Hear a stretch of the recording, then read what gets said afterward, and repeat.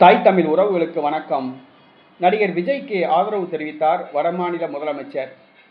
நடிகர் விஜய்க்கு ஆதரவு தெரிவித்தார் வடமாநில முதலமைச்சர் என்ற தலைப்பில் இந்த காணொளியை நாம் காண்கிறோம். தமிழக வெற்றி கழகத்தை தமிழ்நாட்டில் ஆரம்பித்தார் நடிகர் விஜய். ஆனால் தமிழ்நாட்டில் எந்த ஒரு கட்சியும் அவருடன் கூட்டணி அமைக்க முன்வரவில்லை. ஆட்சியில் பங்கு, அதிகாரத்தில் பங்கு என்று அறிவித்தார். ஆனால் ஆசை வார்த்தையை யாரும் ஏற்றுக்கொள்ளவில்லை. கடை விரித்தார் கொள்வார் இல்லை. தற்பொழுது தேர்தல் களத்தில் தனித்து விடப்பட்டுள்ளார். ஆனால் தேசிய அளவில் ஒரு வடமாநில முதலமைச்சர் ஒருவர் தமிழக வெற்றி கழகத்துக்கு ஆதரவு தெரிவித்துள்ளார்.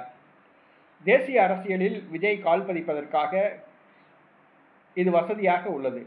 ஆம், மேற்கு வங்காள முதலமைச்சர் மம்தா பானர்ஜி தமிழக வெற்றி கழகத்தை ஆதரித்துள்ளார். தமிழக வெற்றி கழகத்தின் செயல்பாடுகளை பார்த்து ஆச்சரியப்பட்ட அவர், எதிர்காலத்தில் தமிழ்நாட்டில் ஒரு மிகப்பெரிய அரசியல் சக்தியாக தமிழக வெற்றி கழகம் உருவெடுக்கும் என நம்பிக்கையில் தமிழக வெற்றி கழகத்துக்கு மம்தா பானர்ஜி ஆதரவு தெரிவித்துள்ளார். இதனை திரிணாமுல் காங்கிரஸ் தமிழ் மாநில ஒருங்கிணைப்பாளர் ஜார்ஜ் உறுதி செய்துள்ளார். தேசிய தலைமையின் ஒப்புதலோடு இதனை அறிவித்துள்ளார். வருகிற சட்டசபை தேர்தலில் தமிழக வெற்றி கழகத்துக்கு மம்தா பானர்ஜியின் மனப்பூர்வமான ஆதரவை தெரிவித்துள்ளார். சமீபத்தில் மு.க. ஸ்டாலின் பாஜகவுக்கு மறைமுகமாக ஆதரிப்பதாக குற்றம் சாட்டினார். பாஜகவுடன் கள்ள உறவில் இருப்பதாக குற்றம் சாட்டினார்.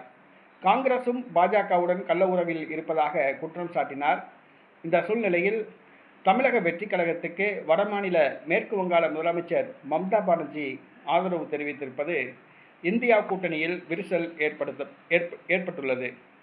வருகிற பாராளுமன்ற தேர்தலில் திரிணாமுல் காங்கிரஸ் கட்சி தலைவர் மம்தா பானர்ஜி பிரதமர் வேட்பாளராக தன்னை முன்னிலைப்படுத்தி கூட்டணி அமைக்கலாம்.